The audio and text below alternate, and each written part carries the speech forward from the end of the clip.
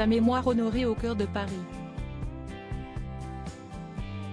Ce vendredi 13 mai, les obsèques d'Antoine Aleno se sont tenues en la collégiale de Poissy quelques jours après sa mort tragique. Le fils de Yannick Aleno, tué par un chauffard dimanche 8 mai dans la soirée, reposera pour l'éternité aux côtés de son grand-père.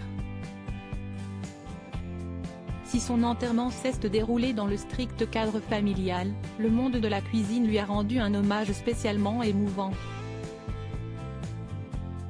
Le chef Frédéric Anton, au fourneau du Jules Verne où Antoine Aleno a fait ses armes il y a quelques années, a honoré sa mémoire au 2e étage de la Tour Eiffel, où se situe le restaurant.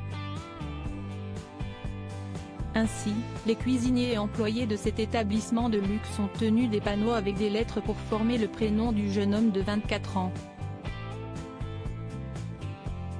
Une pensée pour toi mon cher Antoine, tous tes amis du Pré-Catelan et du Jules Verne vont t'accompagner pour ce voyage, a écrit Frédéric Anton sur Instagram. Cet hommage a particulièrement ému Thomas Aleno, le frère d'Antoine. « Regarde mon ange », a-t-il écrit, en partageant ce cliché déchirant.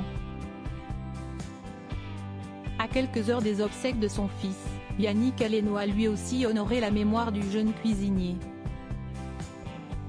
« Je suis fier de toi. Si est fou de regarder ta vie et de voir ton action. Tous ceux qui ont croisé ce sourire et ce regard se souviennent. Cet après-midi le monde entier va venir te saluer, je sais que vas être un peu gêné mais si est la rançon de la gloire, de ta gloire, a écrit le chef étoilé en légende d'une photo de son fils. Ton frère Thomas, ton grand frère et moi allons construire encore et encore, avec toi pour nous guider, avec ce regard de hauteur que tu as des cieux, des choses encore plus belles. Nous t'aimons et te pleurons de tout nos corps Antoine Aleno.